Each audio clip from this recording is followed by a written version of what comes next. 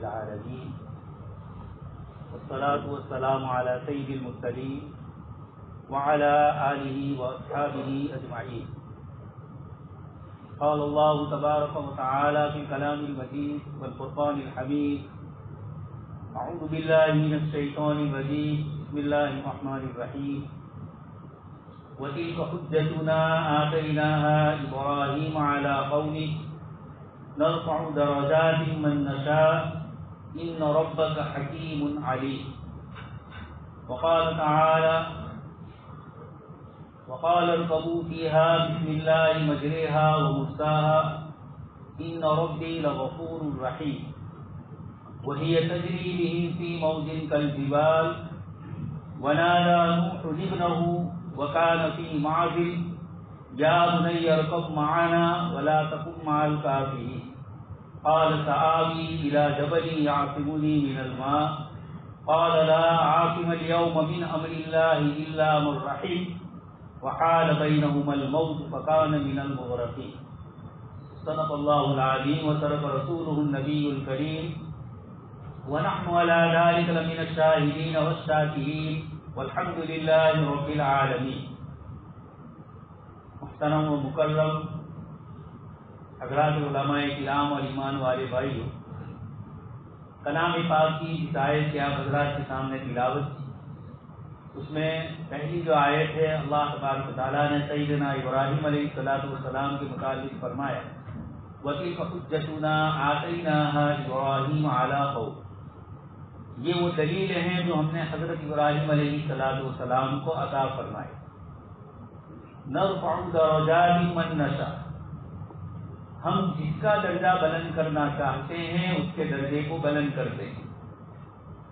اور اللہ تبارک و تعالیٰ کی ذات عالی بڑی علیم اور بڑی حکیم ہے، اس کو ذکر فرمایا.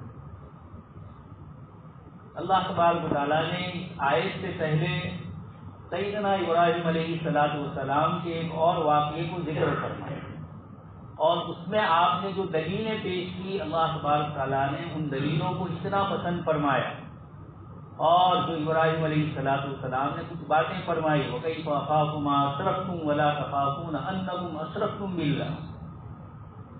ایک دلیلیں فرمائی اور ایک اس کے ساتھ بڑی مثال کے ذریعے سمجھایا. پہلی جو دلیلیں ہیں آپ سن ہی چکے ہوں گے، سیدنا ابراہیم علیہ السلام کے سلسلے میں جو واقعات عید الاضحیٰ کے موقع پر پیش ہوتے ہیں. آپ نے ستارے کو دیکھ کر یہ کہا کہ شاید یہ میرا رب ہے، اور ستارہ غروب ہو گیا. پھر اس کے بعد چاند کی طرف دیکھا، کہا کہ یہ میرا رب. یہ بھی جب غروب ہو گیا، اس کے بعد سورج کی طرف دیکھ کر کہا کہ یہ سورج، یہ بڑا رب نظر آ رہا. لیکن جب سورج بھی غروب ہو گیا تو سیدنا ابراہیم علیہ السلام نے جملہ فرمایا: انی لا احب العافلین. میں غروب ہونے والے کو پسند نہیں کرتا. جو خود غروب ہونے والا ہے وہ میری کیا حفاظت کرتا. اس لیے دنیا میں آپ دیکھیں گے جو لوگ اللہ کے علاوہ غیروں کی عبادت کرتے ہیں، اور دو قسم کی چیزوں کی وہ عبادت کرتے ہیں. اس کے ساتھ نفع کو وابستہ رکھا ہے، جن سے نفع مل رہا ہے ان چیزوں کو بھی معبود کرنا ہے، اور جن سے نقصان پہنچنے کے خطرے اور خطرات ہیں ان سے بھی بچنے کے لیے اپنے آپ کو ان کے ساتھ عبادت میں وابستہ ہے. بار بار قرآن کریم اللہ تبارک تعالیٰ نے فرمایا، انبیاء کرام علیہ السلام نے یہ جملے بار بار فرمائے کہ جو نہ نفع پہنچا سکتے ہیں نہ نقصان پہنچا سکتے ہیں، ایسی چیزوں کی ہم عبادت نہیں کرتے. سیدنا ابراہیم علیہ السلام نے اس مثال میں یہ بتلایا کہ جو خود اپنے طلوع اور غروب ہونے میں، اپنے نکلنے میں اور اپنے غروب ہونے میں کسی ذات کا محتاج ہو، وہ خود عبادت کے لائق کیسے ہو جائے. اس لیے ابراہیم علیہ السلام نے یہ مثالیں اپنی قوم کو سمجھانے کے لیے ایک مشاہداتی، ایک پریکٹیکل مثال جس کو انسان اپنی آنکھوں سے روزانہ دیکھتا ہے.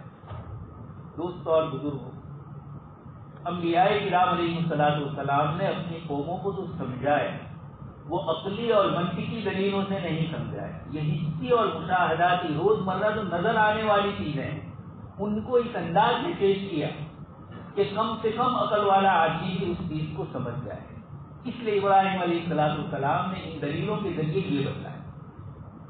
ایک طرف تو ان سب سے اپنے آپ کو بتلا دیا کہ میں ان سے بیزار ہوں. انی وجہت وجہی.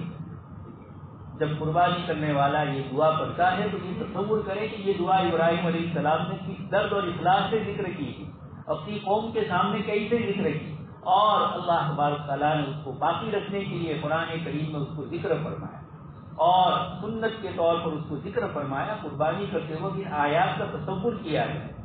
تو انی وجہت وجہی ہے. ایک طرف یہ فرمایا میں نے اپنے آپ کو پورا اللہ پاک کے حوالے کیا. اس کے ساتھ جو ابھی آیت میں نے آپ کے سامنے پڑھی وَكَيْفَ أَخَافُ مَا أَشْرَكْتُمْ وَلَا تَخَافُونَ أَنَّكُمْ أَشْرَكْتُمْ بِاللَّهِ مَا لَمْ يُنَزِّلْ بِهِ سُلْطَانًا. تم اللہ کے علاوہ غیروں کی عبادت کرنے سے باز نہیں آئے اور تمہیں خوف نہیں ہے اللہ پاک کا کہ اگر ہم اللہ کے علاوہ غیر کی عبادت کریں گے تو اللہ پاک ناراض ہوں. تو میں کیسے تمہارے معبودوں سے خوف کروں. وَكَيْفَ أَخَافُ مَا أَشْرَكْتُمْ. تم جن کی عبادت کرتے ہو، تم جن کو اللہ کے ساتھ شریک مانتے ہو، تم یہ سمجھ رہے ہو کہ اگر میں ان کی عبادت نہیں کروں گا تو وہ مجھے کوئی نقصان پہنچائے. بار بار اس طرح کے ذکر قرآن کریم میں اللہ تبارک تعالیٰ نے نبیوں کی قصوں میں اشارے فرمائے. قوموں نے یہی کہا کہ ہمارے معبود ان کی طرف سے ان کو مال لگی ہے، اس لیے یہ اس طرح کی نعوذ باللہ بہتی بہتی باتیں کرتے. گویا وہ یہ سمجھ رہے تھے کہ معبودوں کی عبادت نہ کرنے پر یا ان کے متعلق شرک کو واضح کرنے کی بنیاد کے اوپر شاید نبیوں پر، نبیوں کے ماننے والوں پر کوئی مصیبت آ جائے. حضرت ابراہیم علیہ السلام فرماتے ہیں تم نہیں ڈرتے ہو اللہ کے علاوہ کی عبادت کرنے سے تو میں ایک اللہ کی عبادت کرنے سے ان کا خوف کا کر کیوں چھوڑ دوں اللہ کی عبادت. یہ دلیل جو قرآن میں حضرت ابراہیم علیہ السلام نے ذکر فرمائی، اللہ پاک نے اس کو پسند فرمایا اور فوراً اس کے بعد فرمایا وَتِلْكَ حُجَّتُنَا آتَيْنَاهَا إِبْرَاهِيمَ عَلَىٰ قَوْمِهِ. یہ وہ دلیلیں ہیں جو سیدنا ابراہیم علیہ السلام کو ہم نے ان کی قوم کے مقابلے کے اندر ان کو ہم نے یہ یاد دلائی. یہ گویا معلوم ہوتا ہے کہ کسی کے سامنے دعوت دیتے وقت ایسی بات کہی جائے تو سامنے والے کے ذہن میں اتر جائے. یہ توفیق اللہ پاک کسی داعی کو عطا فرمائے. دعوت کی بنیاد پر اللہ پاک یہ ذہن بناتے ہیں کہ اس کی روشنی کے اندر دعوت دینے والا جب اس طلب رکھتا ہے سامنے والے کو دعوت دینے کی اور اللہ کے دین کی تو اس موقع پر اللہ تبارک تعالیٰ اس کی زبان پر حکمت کے کلمات جاری فرمائے. ادع الی سبیل ربک بالحکمت والموعظۃ الحسنہ. تو سیدنا ابراہیم علیہ السلام نے اس طرح فرمایا. یہ دلیل ہے پوری ابراہیم علیہ السلام کی زندگی کیا ہے، ایک اللہ کے علاوہ غیروں کی عبادت سے مختلف طریقوں سے روکنا اپنے عمل کے ذریعے اور اپنے اقوال کے ذریعے. یہ پوری زندگی ابراہیم علیہ السلام کی اس میں گزری. اس لیے اللہ پاک نے فرمایا وَإِبْرَاهِيمَ الَّذِي وَفَّى. وہ ابراہیم جو ہمارے وفادار تھے. یہ جملہ محبت کی دنیا میں وَإِبْرَاهِيمَ الَّذِي وَفَّى یہ اتنا قیمتی ہے کہ ابراہیم علیہ السلام کی وفاداری کی اللہ پاک گارنٹی ہے. دوسری ایک جگہ پر فرمایا وَإِذِ ابْتَلَىٰ إِبْرَاهِيمَ رَبُّهُ بِكَلِمَاتٍ فَأَتَمَّهُنَّ. اللہ پاک نے ابراہیم علیہ السلام کا مختلف کلمات کے ذریعے امتحان لیا اور ابراہیم علیہ السلام نے ان سب کو پورا کیا. دوست اور بزرگوں، آج کل قربانی کے اوپر لوگوں کی طرف سے گزشتہ 1-1.5 مہینے سے ہندوستان اور پڑوسی ملک میں کچھ مسلمانوں کی طرف کچھ ایسے اعتراضات کیے جاتے ہیں. اسی میں ابھی اس وقت وہاں بحثیں چل رہی تھی عید سے پہلے بھی اور عید کے دنوں میں بھی کہ اتنی لمبی چوڑی رقم قربانی کی یہ اگر غریبوں کو دی جائے، اس کے لیے فیکٹریاں کھولی جائے اور قربانی کو بند کر کے اتنی بڑی رقم کے ذریعے مسلمانوں کا بہت سارا مادی فائدہ ہوگا. اس طرح کی باتیں برسوں سے چلی آ رہی ہے. اس عید کے موقع پر اس کو اچھالا گیا. یہاں دوسرے انداز سے اچھالا جائے. یہاں بھی ملک کی ایک بہت بڑی اس سے پہلے وزیر رہ چکی ہے اور ابھی بھی ایک پارٹی سے وابستہ ہے. انہوں نے گجرات سماچار میں بہت کچھ ان کا مضمون آیا اور اس میں انکار کیا کہ قرآن کریم میں کہیں قربانی کا ذکر ہی نہیں. اب جو بیچارے نہ قرآن کی زبان کو جانتے ہیں، نہ قرآن کریم کے مطالب کو جانتے ہیں، اور یہ قرآن کی تفسیر کرنے بیٹھ جائیں۔ جناب نبی اکرم صلی اللہ علیہ وسلم نے اپنی زندگی پر جب سے قربانی واجب ہوئی، آپ صلی اللہ علیہ وسلم نے اس پر عمل فرمایا، اور 100 قربانیاں آپ صلی اللہ علیہ وسلم نے فرمائی۔ حضرت ابراہیم علیہ السلام کے قصے پر بھی اشکال کیا کہ یہ تو خواب ہے، خواب کے اندر انہوں نے ایک چیز دیکھی، قرآن نے اس کی صراحت نہیں کی ہے کہ تم لوگ قربانی کرو۔ اور پھر ایک اور آیت ہے قرآن کریم کی جس میں اللہ پاک نے فرمایا لن ينال الله لحومها ولا دماؤها ولكن يناله التقوى منكم۔ اللہ پاک کو تمہارے قربانی کے جانور کا نہ گوشت پہنچتا ہے، ولا دماؤها، اور نہ اس کا خون پہنچتا ہے، لیکن تمہارا جو تقوی ہے وہ تقوی اللہ تبارک و تعالیٰ کو پہنچتا ہے۔ آیت کے آگے حج کی سورہ حج کی آیتیں اور مختلف آیتوں میں اللہ پاک نے قربانی کا ذکر فرمایا، جانوروں کی ذبح کرنے کا عام دنوں میں وہ بھی ذکر ہے آیت میں، اور قربانی کا خصوصی طور پر حج کے اعتبار سے سورہ حج میں مختلف آیتوں میں اللہ تبارک تعالیٰ نے فرمایا۔ اس آیت سے بھی پہلے قربانی کا ذکر فرمایا وَالْبُدْنَ جَعَلْنَاهَا لَكُم مِّن شَعَائِرِ اللَّهِ لَكُمْ فِيهَا خَيْرٌ فَاذْكُرُوا اسْمَ اللَّهِ عَلَيْهَا ثواب۔ آگے آیت کریمہ میں بھی ہے کہ تم بھی کھاؤ اور جو لوگ حج کے لیے آئے ہیں ان کو بھی کھلاؤ۔ یہ مکہ کے مشرکین کو، اور پھر مدینہ منورہ میں جب آپ تشریف لے گئے اور اس کے بعد جب قربانی کا وجود اسلامی طور پر آیا، آپ صلی اللہ علیہ وسلم کے اوپر نازل ہو کر آیا، تو پھر آپ صلی اللہ علیہ وسلم نے عملاً اس کو اپنی موت تک پہنچایا۔ اس آیت میں اللہ پاک یہ فرمانا چاہتے ہیں کہ جب قربانی کرو تو دکھلاوے کے لیے نہ ہو، ریاکاری کے لیے نہ ہو، اور تمہارے دل کے اندر اگر شیطان یہ وسوسہ ڈالے کہ اس قربانی کرنے سے اللہ پاک کو کیا ہے، ہماری اس قربانی کرنے سے کیا عبادت اس میں ادا ہو رہی، تو اللہ پاک نے جواب میں فرمایا۔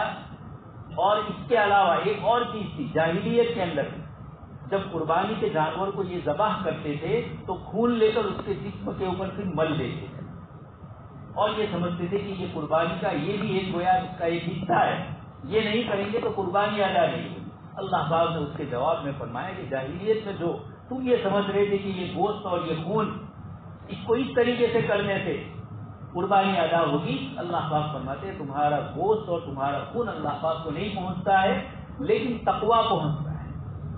لیکن تقویٰ جو آئے گا وہ قربانی کے جانور کو ذبح کر کے ہی آئے گا۔ یہ اصل چیز جو مجھے آپ کو کہنی ہے۔ قرآن کریم نے نماز کو بھی فرمایا کہ صلاۃ لذکری، اللہ کی یاد کے لیے نماز قائم کی۔ رمضان کے روزوں میں بھی فرمایا لعلکم تتقون، شاید تم میں تقویٰ آ جائے۔ روزوں کی جو حکمت ذکر فرمائی، مقصد جو ذکر کیا ہوا، اسی طریقے سے قربانی میں اور حج میں بار بار یہ فرمایا وَلَٰكِن يَنَالُهُ التَّقْوَىٰ مِنكُمْ۔ تو حضرت علامہ خطابی رحمۃ اللہ علیہ بہت بڑے محدث ہیں، یہ فرماتے ہیں آج کل کے ہمارے یہ حضرات جو اشکال کر رہے ہیں ان کے جواب میں انہوں نے برسوں سے یہ چیز ذکر کی۔ خیر یہ تو علامہ خطابی رحمۃ اللہ علیہ نے ایک جواب ذکر کیا ہے، یہ جواب اپنی جگہ پر، ہمیں تو یہ کہنا ہے کہ لا الہ الا اللہ محمد رسول اللہ، ہم نے ایک اللہ پر ایمان ہم قبول کر چکے ہیں اور آپ صلی اللہ علیہ وسلم کو اللہ پاک کا رسول مان چکے ہیں۔ اب جب نبی اور خدا کسی چیز کا حکم دیتے ہیں تو امتی ہونے کے اعتبار سے، بندہ ہونے کے اعتبار سے بے سو سرا اس کو مان لینا ہے، تبھی تو کہا جائے گا ماننے والا۔ فلا وربک لا یؤمنون حتی یحکموک فیما شجر بینہم ثم لا یجدوا فی انفسہم حرجا مما قضیت ویسلموا تسلیما۔ اللہ پاک فرماتے ہیں کہ جن چیزوں میں مسلمانوں میں اختلاف ہو جائے تو نبی کی بات کو مان لے اور نبی جو فرمائے اس پر عمل کرے، اپنے دل میں کسی قسم کا وسوسہ نہ لائے، ویسلموا تسلیما، اپنے آپ کو مکمل اللہ پاک کے حوالے کرنا۔ تو جو تقویٰ اللہ تبارک و تعالیٰ نے ان عبادتوں کے لیے مقصد کے طور پر ذکر فرمایا، یہ اگر اللہ پاک صرف یہ فرما دیتے کہ نماز پڑھو میری یاد کے لیے، روزہ رکھو تقویٰ کے لیے، لیکن روزہ کس طرح رکھنا ہے یہ اگر ذکر نہ کیا جاتا، پریکٹیکل طور پر جناب نبی اکرم صلی اللہ علیہ وسلم اور صحابہ کرام اس کو نہ رکھتے اور پھر کہا جاتا، تب تو کوئی اس طرح کی جعلی دلیل کر سکتا ہے، لیکن جس نبی پر آیت نازل ہوئی لن ینال اللہ لحومها کہ تمہارا گوشت اور خون نہیں پہنچتا، اسی نبی کو کہا جا رہا ہے فکلوا منها واطعموا الجائع والمضطر اور فصلی لربک وانحر، جن کو یہ کہا جا رہا ہے کہ قربانی کرو، اور جنہوں نے مسلسل قربانی کی۔ سیدنا ابراہیم علیہ السلام کا قصہ قرآن نے ذکر کیا، اگر خواب ہوتا تو صرف خواب ذکر کر دیا جاتا، لیکن آگے اللہ پاک نے کیا فرمایا؟ قد صدقت الرؤیا انا كذلك نجزي المحسنین، کہ ابراہیم علیہ السلام آپ نے قربانی کی، آپ نے یہ دیکھا خواب کے اندر کہ میں اپنے بیٹے کو ذبح کر رہا ہوں، تو ذبح کر رہے ہیں یہ تو دیکھا، اور عملاً بھی اللہ پاک نے یہ کروا دیا۔ اب جب یہ ہو گیا، اپنے جذبات کو ابراہیم علیہ السلام نے اللہ پاک کے لیے اپنے بیٹے کی قربانی پیش کرتے ہوئے پورے کر دیے۔ اللہ پاک کو امتحان مقصود تھا، حضرت اسماعیل علیہ السلام کو قربان کرنا مقصود نہیں تھا، اس لیے کہ آپ صلی اللہ علیہ وسلم تشریف لانے والے تھے اور وہ حضرت اسماعیل ہی کی اولاد تھے۔ تو اللہ تبارک و تعالیٰ نے یہ امتحان لیا، ابراہیم علیہ السلام نے پورا کیا، نبی تھے اس لیے خواب میں یہ چیزیں دکھلائی، حکم دیتے تو عمل کرنا نہیں تھا۔ فرائض تو ہم پڑھتے ہیں، نوافل محبت سے پڑھی جاتی ہے، اس لیے کہ یہ اللہ پاک نے فرض نہیں فرمائے، تو ابراہیم علیہ السلام کو بھی خواب میں اس طرح دکھلایا گیا۔ یہ کہہ رہے ہیں کہ قرآن کریم میں کہیں بھی نہیں ہے کہ جانور کو ذبح کیا جائے۔ اب ان کو بیچاروں کو کیا معلوم کہ نبی پر آیتیں نازل ہو رہی اور وہ خود اس پر عمل کرتے ہوئے قربانی کرتے ہیں۔ بس یہ اصل ہے ہمارے لیے کہ آپ صلی اللہ علیہ وسلم نے ان آیتوں کو کیا سمجھا، آپ نے خود اپنی احادیث مبارکہ کے ذریعے ہمیں قربانی کا کس طرح حکم دیا، یہ بنیادی چیزیں ہیں آپ صلی اللہ علیہ وسلم نے ذریعے۔ پھر اس کے علاوہ دوسری دلیلیں ہمارے پاس ہے، عقلی اعتبار سے دنیا کے اندر جو کھانے پینے کی چیزیں ہیں اللہ تبارک تعالیٰ نے انسانوں کے لیے رکھی ہے۔ انسان کو وَلَقَدْ كَرَّمْنَا بَنِي آدم، جب اس کو اکرام والا بنایا، ساری چیزیں اس کے لیے اللہ پاک نے پیدا فرمائی کھانے پینے کی، اور پھر یہ سمجھنا کہ نعوذ باللہ قربانی کے ذریعے لاکھوں اور کروڑوں روپئے مسلمانوں کے جا رہے ہیں، تو آپ کو قربانی ہی کے لیے یہ سب چیزیں نظر آ رہی۔ شادی بیاہ کرتے ہیں، گٹکے کھانے والے سال میں کتنے روپیوں کا گٹکا کھا جاتے ہیں، اس کو پوچھو کہ حساب لگاؤ، بیڑی پینے والے کتنی پی لیتے ہیں سال بھر کی، وہ حساب لگایا، اور قربانی کے جانور کا حساب لگایا۔ یہ سمجھ رہے ہیں صرف اتنا کہ قربانی کے جانور سے صرف چند لوگوں کو گوشت مل جاتا ہے اور وہ گوشت تو ایسے بھی کھا سکتے ہیں، اس کے علاوہ کوئی فائدہ نہیں۔ لیکن اسلام اللہ پاک کی طرف سے بھیجا ہوا دین ہے۔ اکانومکس میں جیسے بولتے ہیں سائیکل کہ پورا پہیا چلے، قرآن کریم نے ذکر فرمایا کئی لا یکون دولتم بین الاغنیاء منکم، دو فلسفے ہیں دنیا میں مال و دولت کے سلسلے میں، ایک کیپیٹلزم ہے، سامراجیواد، انگلینڈ اور یوروپ والوں کا جو امریکہ کا جو طریقہ ہے جس کے اندر پونجیواد سرمایہ داری، لوگوں سے وصول کرنا اور لوگوں کو سود لینا۔ دوسرا اس کے مقابلے میں طریقہ آیا اس کے رد عمل ریئیکشن کے طور پر کمیونزم، لیکن اس میں زیادتی بہت تھی تو وہ زیادہ چل نہیں سکا۔ یہ چل رہا ہے، یہ اس کے صحیح ہونے کی کوئی دلیل نہیں ہے، قرآن نے دونوں کا رد کیا اور یہ فرمایا کئی لا یکون دولتم بین الاغنیاء منکم، مال و دولت ان میں سے چند مالداروں کے پاس نہ رہ جائے، اس لیے اسلام نے سائیکل چلائی۔ اب آپ دیکھ رہے ہیں قربانی کے جانور کے لیے ایک غریب آدمی قربانی کے جانور کو پالتا ہے کہ مارکیٹ میں مجھے پیسہ ملے، عام دنوں میں بیچتے ہیں تو کم پیسے ملتے ہیں، ان دنوں میں بیچیں گے۔ مالدار کے دل میں یہ محبت داری لن ینال اللہ لحومها، یہ لن تنالوا البر حتى تنفقوا مما تحبون، تم اللہ سے کامل محبت والے اس وقت ہوں گے جبکہ اپنی محبوب اور پسندیدہ چیز کو اللہ کی راہ میں۔ تو ایک مومن مہنگا چارہ مل رہا ہے، عام دنوں میں سستا ملتا ہے، اس وقت مہنگا ملتا ہے لیکن خریدتے ہیں تو غریب کا اس میں بھی فائدہ ہے۔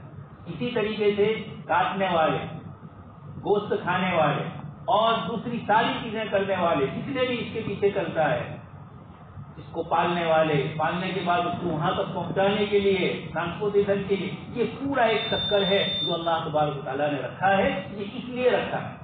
اور یہ سمجھ میں آئے یا نہ آئے قربانی کس چیز کا نام ہے؟ قربانی اللہ تبارک و تعالیٰ سے قرب اور نزدیکی حاصل کرنے کا ذریعہ ہے۔ اللہ تبارک و تعالیٰ نے یہ چیزیں ہمارے اوپر جو فرض فرمائی عبادتیں، ان میں فرمایا تقویٰ۔ علامہ خطابی فرماتے ہیں کہ نماز کا تقویٰ نماز ہی سے حاصل ہوگا، زکات کے ذریعے جو تقوی اللہ پاک دے رہے ہیں، خذ من اموالہم صدقۃ تطہرہم وتزکیہم بہا، یا آپ صلی اللہ علیہ وسلم کو جو حکم ہوا، تزکیہ جو ہوتا ہے، دل کی صفائی ہوتی ہے، وہ زکات ادا کرنے سے ہی ہوگی، وہ روزہ رکھنے سے نہیں ہوگی۔ روزے رکھنے کا تقوی روزہ ہی سے ملے گا۔ اللہ پاک نے ہر عبادت سے تاکید رکھی، ان عبادتوں کو فرض فرمایا، تو قربانی میں بھی جو تقوی ہے وہ قربانی کے ذریعے حاصل ہوگا۔ اس لیے آپ مسئلہ سن چکے ہیں کہ قربانی کے 3 دنوں میں حدیث شریف میں بھی فرمایا اللہ پاک کو احراق دم کے علاوہ کوئی چیز پسند نہیں ہے، خون بہانے کے علاوہ۔ تو یہ کیوں فرمایا؟ اس لیے اگر ایک آدمی اس کے دنوں میں قربانی نہیں کرتا ہے تو یہ گنہگار ٹھہرتا ہے، اگر وہ صاحب نصاب ہے۔ لیکن وہ اگر اس کے ذریعے رقم دینا چاہے تو رقم قربانی کے دنوں میں تو ادا نہیں ہو سکتی۔ ہاں اگر کہیں کسی کی قربانی نہیں ہو سکی، مسئلہ کوئی پیدا ہوئے، حالات ایسے ہوئے، تو پھر اس کو کہا جائے گا کہ عید کے دن ختم ہو گئے اور تم اس کے لیے بطور کفارے کے یہ جانور کی قیمت دے دو، یہ کر دو، وہ کر دو۔ یہ سب چیزیں بات، یہ معلوم ہوتا ہے کہ اللہ تبارک و تعالیٰ قربانی سے ہی تقویٰ ہم سے ملتا ہے۔ تو دوستوں اور بزرگوں، ایک طرف تو یہ ایمان کو پختہ کرنا ہے۔ ابراہیم علیہ السلام کو روکنے کے لیے آئے تھے، کس سے؟ قربانی سے تھے۔ 3 جگہ پر شیطان آیا تو کس سے روکنے کے لیے آیا ہے؟ آج بھی شیطان کے چیلے ہمیں روکنے کے لیے آ رہے ہیں اور ایسی چیزیں کر رہے ہیں۔ الحمدللہ امت پر اس کا کوئی اثر نہیں ہوا ہے، اور الحمدللہ ہم امید یہی رکھتے ہیں کہ امت ان چیزوں پر جو نبی نے کی، نبی کے صحابہ نے کی، امت اللہ کے رسول صلی اللہ علیہ وسلم کی ان چیزوں پر عمل کرے گی۔ اللہ تبارک تعالیٰ سے دعا ہے کہیں سنی باتوں پر ہم سب کو عمل کرنے کی توفیق نصیب فرمائے۔ ابراہیم علیہ السلام کی اس سنت پر ہمیں اعتقاد رکھنے کا اور اس کے سلسلے میں کسی قسم کا وسوسہ دل میں پیدا نہ ہو، اللہ پاک اس کی بھی توفیق عطا فرمائے۔ اس لیے کہ ابراہیم علیہ السلام نے خواب کو وسوسہ نہیں سمجھا، انہوں نے حقیقت سمجھی۔ ہم بھی اسی طرح کریں گے۔ اس کے علاوہ ایک اور بات ہے، بمبئی اور کوکل کے علاقوں میں دوست اور بزرگوں خوب بارش ہو رہی ہے اور کافی لوگوں کو نقصان پہنچ رہا ہے۔ میں نے جو آیت پڑھی تھی لا یحکم الیوم من امر اللہ الا من رحم، نوح علیہ السلام کے زمانے میں آیا طوفان اللہ پاک کی طرف سے عذاب کی شکل میں، تو اس وقت حضرت نوح علیہ السلام کا بیٹا جو ایمان نہیں لایا تھا، نوح علیہ السلام نے اس کو کہا کہ ادھر آ جاؤ ایمان لے آؤ۔ اس نے کہا میں پہاڑ پہ چڑھ جاؤں گا۔ اللہ پاک اللہ کی نبی نے فرمایا لا یحکم الیوم، آج پہاڑ بھی نہیں بچائے گا۔ تو یہ پانی کا سیلاب اور پانی کا عذاب یہ اللہ کی جنود، اللہ پاک کے لشکر میں سے ایک لشکر ہے۔ ہم اللہ تبارک تعالیٰ سے دعا کرتے ہیں کہ اللہ تبارک تعالیٰ ہمارے بہن بھائی جنہوں نے فون سے دعاؤں کے لیے کہا کہ بھئی دعا کی جائے، تو جمعہ کا دن ہے، آپ حضرات سے بھی یہی درخواست ہے کہ سارے مسائل جو امت کے ہیں ہم سب مانگے، اللہ کے یہاں مانگنے کی کوئی کمی نہیں ہے، ہمارے بولنے میں کمی ہوگی وہاں دینے میں کوئی کمی نہیں ہے۔ اس لیے ہم اپنے لیے بھی، اپنے بھائیوں کے لیے بھی، بیماریوں سے شفا کے لیے بھی اور ساری چیزوں کے لیے اللہ سے دعائیں مانگیں، یہی سب سے بڑا ہتھیار ہے۔ اللہ تبارک تعالیٰ ان تمام بھائیوں کو پریشانی سے نجات، بھائیوں بہنوں کو سب کو پریشانی سے نجات عطا فرمائے۔ آمین وآخر دعوانا۔